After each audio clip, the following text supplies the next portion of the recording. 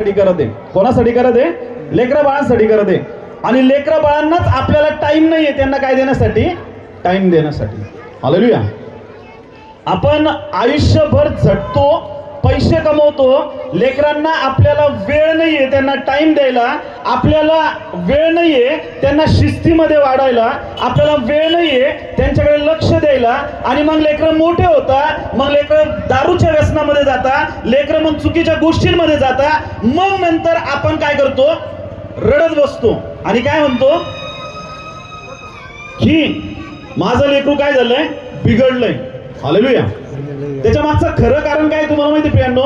ज्यावेळेस लेकराला जे लेकरू जे परमेश्वराने दिलेलं आपल्याला धन आहे, त्या धनाला आपण सेफ ठेवायचं सोडून त्या धनाला आपण रोडवर फिरायला सोडून दिलं, त्याच्याकडे कधी लक्ष दिलं नाही.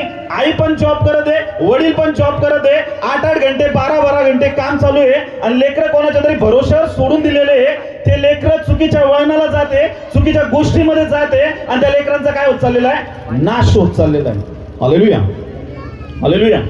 पण बायबल स्पष्ट सांगत आहे प्रियांनो की हे जे धन आहे, हे धन आपली जी आहे ती काय आहे प्रियांनो? संतती आहे. आज जो आपण मेसेज ऐकत आहे प्रियांनो, खूप सगळे आई वडील इथं आहेत, तर मी सगळ्यांना रिक्वेस्ट करेल की या मेसेजला सिरियसली घ्या. जर तुमची इच्छा आहे तुमचे लेकरं बाळ चुकीच्या मार्गामध्ये जाऊ नये, वाईट गोष्टीमध्ये जाऊ नये, त्यांचा नाश होऊ नये, तर एक करणं खूप गरजेचं आहे की बायबल स्पष्ट सांगत आहे की संतती परमेश्वर दिलेले धन आहे, पोटचे फळ त्याची देणगी आहे. पोटचे